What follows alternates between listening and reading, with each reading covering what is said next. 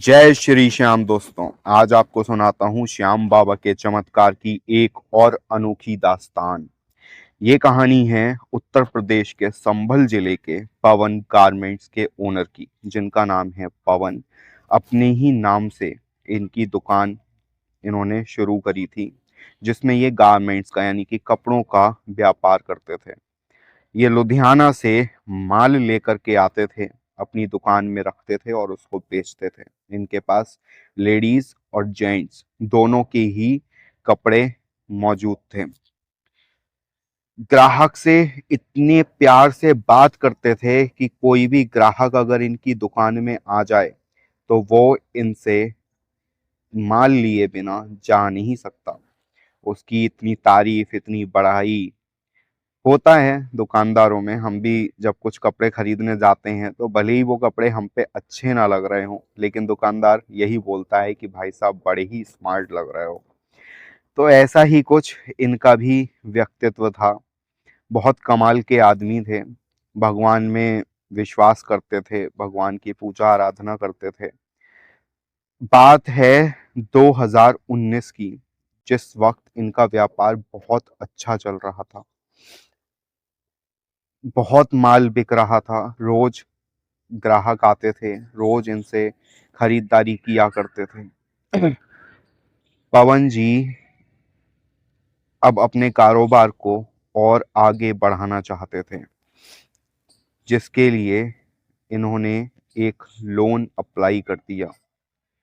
इन्होंने ये सोच लिया कि अब जो माल मैं लुधियाना से लेकर आता हूँ और यहाँ पर ला करके बेचता हूँ, क्यों ना मैं अपनी खुद की एक फैक्ट्री लगा लूँ। खुद ही बनाऊंगा, खुद ही बेचूंगा और साथ में दूसरे लोगों को भी बना बना करके दूंगा। आइडिया बहुत अच्छा था। घर पे बात करी इस बारे में, अपनी माँ बाप के साथ बैठे, वाइफ के साथ बैठे। बोले मेरे दिमाग में ये चल रहा है कि मैं एक लोन ले लूं और लोन लेकर के एक फैक्ट्री लगा लूं, जिसमें मैं अपना खुद का माल बनाऊं और अपनी दुकान पर उसको बेचूं और साथ साथ दूसरे लोगों को भी दूं, दूसरे लोगों का भी ऑर्डर लूं और उनको भी माल सप्लाई करूं। मतलब अब मैं मैन्युफैक्चरिंग का काम भी शुरू करना चाहता हूं। घर वालों ने मना किया, बोले रहने दो, बहुत बड़ा रिस्क है और लोन से जितना दूर रहो उतना ही अच्छा है। अच्छा तो चल रहा है बिजनेस, दिक्कत क्या है? सही पैसे भी कमा रहे हो, कमी किस चीज की है? मत पड़ो इन झंझटों में। लेकिन ये अड़ गए, नहीं माने किसी की भी बात। बोले कि ले लेता हूँ, काम बढ़ेगा ही, इसमें बुराई क्या है? अच्छा तो चल रहा है लेकिन अटका हुआ है, आगे तो नहीं बढ़ रहा ना। ले लेता हूँ लोन, फैक्ट्री खोल लेता हूँ। अब जब बार बार जिद पे अड़ गए तो घर वाले भी फिर इनकी बातों में आ गए। घर वाले बोले ठीक है फिर जैसी तुम्हारी मर्जी, लेकिन कुछ ऊंच नीच अगर हुई तो तुम्हें ही झेलनी पड़ेगी। बोले हाँ हाँ मैं झेल लूंगा, कोई दिक्कत वाली बात नहीं है, मैं कर लूंगा। इन्होंने लोन ले लिया, अच्छा खासा लोन ले लिया। फैक्ट्री कोई कम पैसों में तो लगेगी नहीं। लोन लेकर के इन्होंने काम शुरू करवा दिया फैक्ट्री का। फैक्ट्री शुरू भी नहीं हो पाई थी कि अगला साल आ गया 2020 और कोरोना पेंडेमिक हो गया। कोरोना में काम रुक गया। अभी तक कोई ऑर्डर भी इनको नहीं मिले थे। सारा पैसा फंस गया, सब फंस गया। ईएमआईज तो चल ही रही थी, अब वो ड्यू पे ड्यू होने लग गई, ड्यू होती चली जा रही थी। बैंक से कॉल पे कॉल आने शुरू हो गए कि सर ईएमआई ड्यू है, पे कर दो, पे कर दो। दिन में कुछ नहीं तो 50 से 60 कॉल इनके पास आने लग गए। ये आदमी परेशान। घर वालों ने ताने मारने शुरू कर दिए। घर वाले बोले, हमने मना किया था, जितनी चादर है उतने ही पैर पसारो, ज्यादा उड़ने की जरूरत नहीं है, मत लो लोन। अब ले लिया, अब झेलो। अब हमारे पास तो और कोई रास्ता है नहीं सिवाय कटोरा लेकर के भीख मांगने के। करा तुमने है, भुगतेंगे तो हम सब, सारे के सारे भुगतेंगे। ये छोटे छोटे बच्चे हैं, कहाँ लेकर जाओगे इनको? सॉल्यूशन देने की जगह उनको और ज्यादा गिल्ट में डाल दिया। बहुत ज्यादा पछतावा हो रहा था उनको कि अब मैं क्या करूं। कुछ भी समझ में नहीं आ रहा था। फैक्ट्री पूरी तैयार हो चुकी थी, लेकिन उसमें कोई भी ऑर्डर्स नहीं आ रहे थे। ऐसी फैक्ट्री का क्या ही करेंगे। मजबूर हो गए कि मैं फैक्ट्री को ही बेच देता हूँ।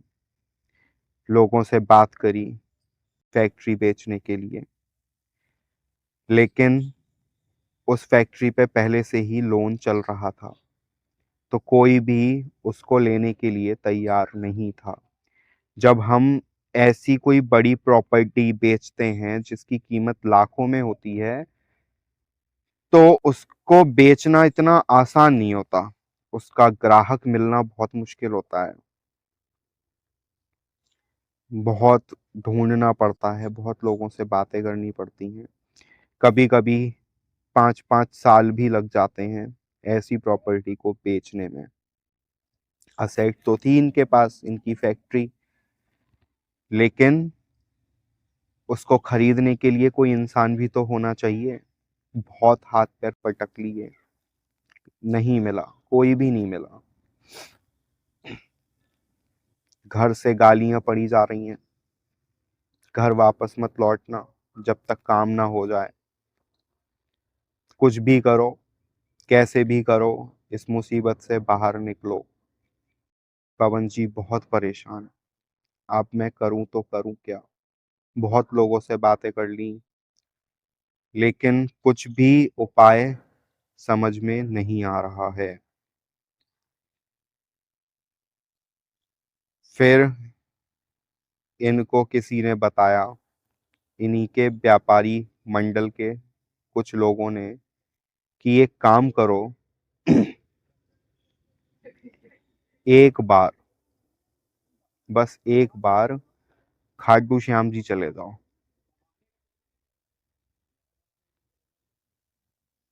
खाटू श्याम जी जाओ, बाबा से प्रार्थना करो, वहां तुम्हारा काम बन जाएगा। बोले, खाटू श्याम जी ये कौन है? बोले, कृष्ण भगवान ही हैं, शीश के दानी हैं, हारे के सहारे हैं, लखता तार हैं। ये जिसके सर पे अपना हाथ रख देते हैं वो तर जाता है, ना ही सिर्फ इस लोक में बल्कि परलोक में भी। तुम एक बार खाटू श्याम जी चले जाओ। बोले, अगर तुम इतना कह ही रहे हो तो चला जाता हूँ। कोई रास्ता तो है नहीं, हो सकता है भगवान ही कुछ मदद कर दे। उस व्यक्ति की बात सुन कर के ये खाटू श्याम जी चले गए। बाबा के पास पहुंच गए,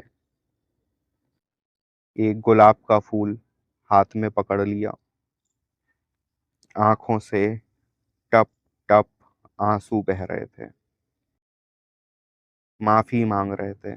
बहुत बड़ी गलती हो गई, अब कभी ऐसा नहीं करूंगा। बहुत बड़ी गलती हो गई बाबा, मुझे माफ कर दो। बस एक बार मुझे इस दलदल से बाहर निकाल दो, बस एक बार।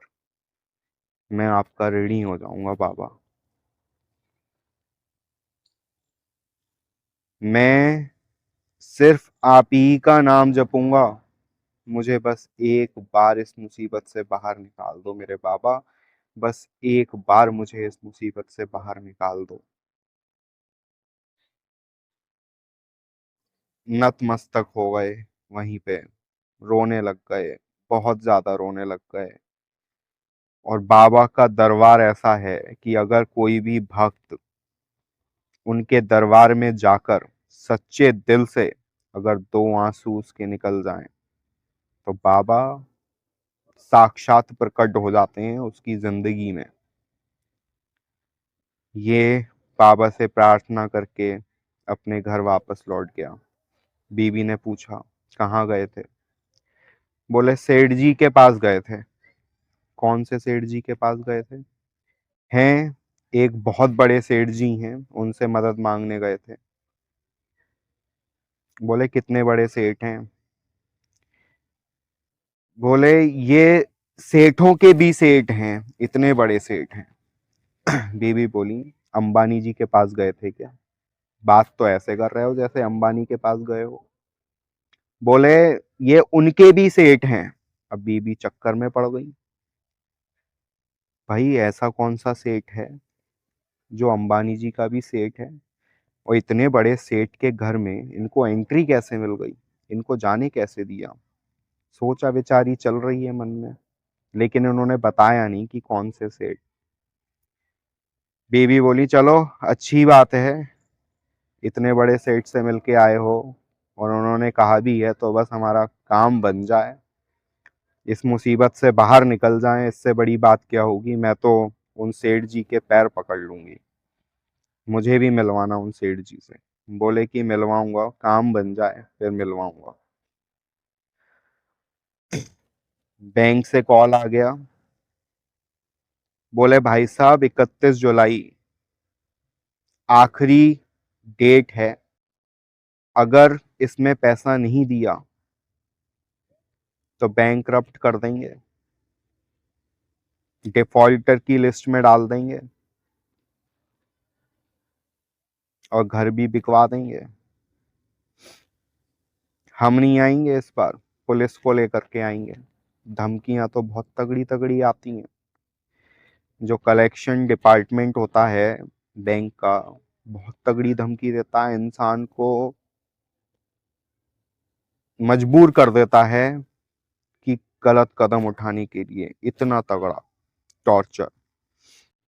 इनकी रातों की नींद उड़ गई, रात भर नींद नहीं आती थी, सोते नहीं थे। क्या होगा क्या होगा, 31 जुलाई क्या होगा?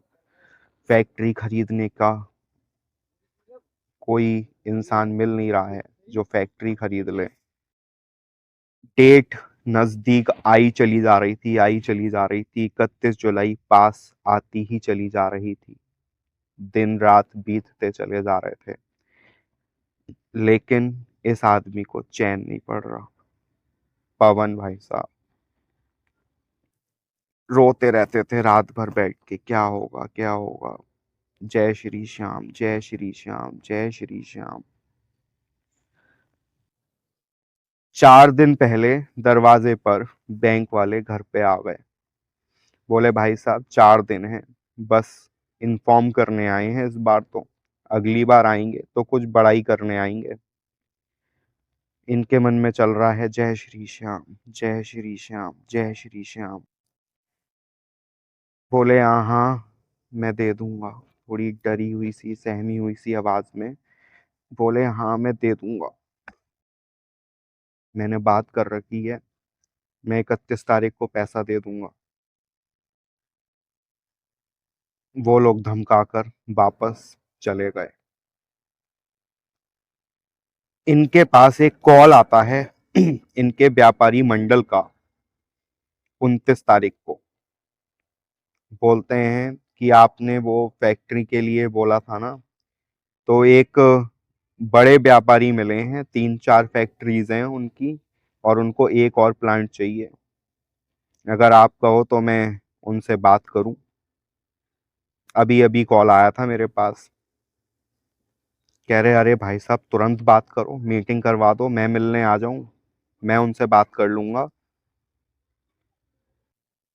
बोले ठीक है आप आ जाओ मेरी दुकान पे, मैं उनको भी बुला लेता हूँ शाम तक, और जहां तक है आपका काम हो जाएगा इस बार।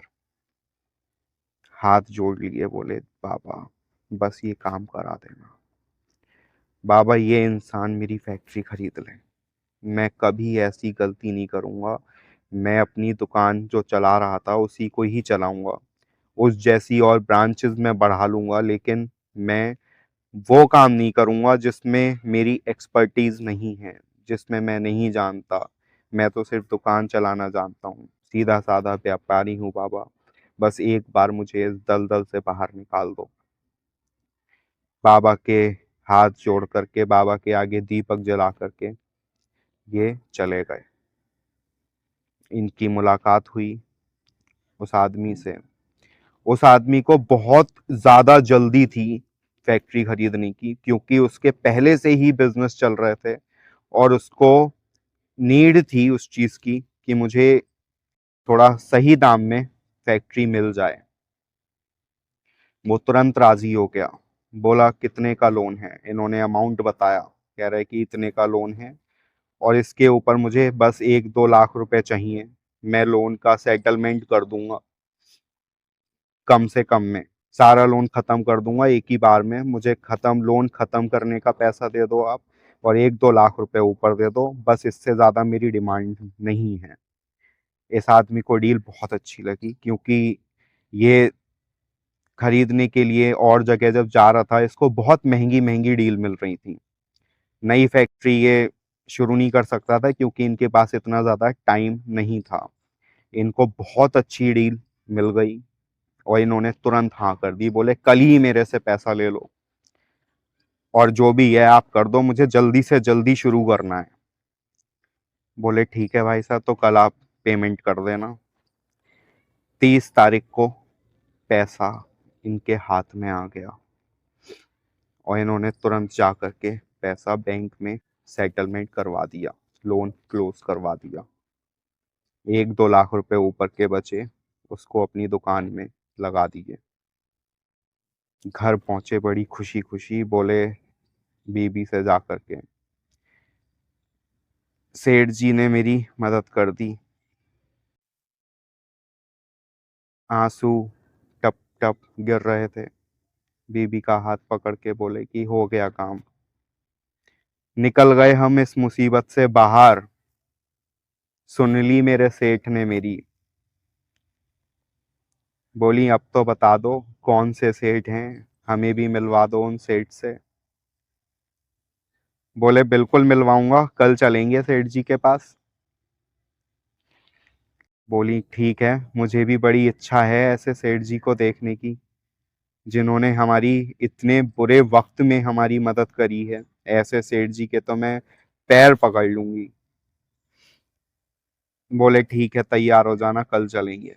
और लेकर के अगले दिन अपनी बीवी बच्चों को खाटू धाम पहुंच गए। बोली यहाँ रहते हैं सेठ जी? कह रहे हाँ यहीं रहते हैं सेठ जी। बाबा के सामने ले जाकर खड़ा कर दिया। बोले यही हैं सेठ जी, लगता तार सेठों के सेठ। बीबी समझ गई कि ये किन सेठ जी की बात कर रहे थे। नतमस्तक हो गई बाबा के सामने। बोली बाबा बस सद्बुद्धि देना, अब कभी ऐसी गलती हम लोग नहीं करेंगे, अपनी कृपा ऐसे ही बना कर रखना। दोस्तों, विश्वास बहुत बड़े बड़े काम करा देता है और इनका काम बाबा ने इस तरीके से बना दिया। जो काम नहीं बन सकता था वो काम इनका बन गया। बड़े खुश। आज भी अपनी दुकान बड़ी खुशी खुशी चलाते हैं। आई होप दोस्तों कहानी पसंद आई होगी। जय श्री कृष्ण, जय श्री श्याम, राधे राधे।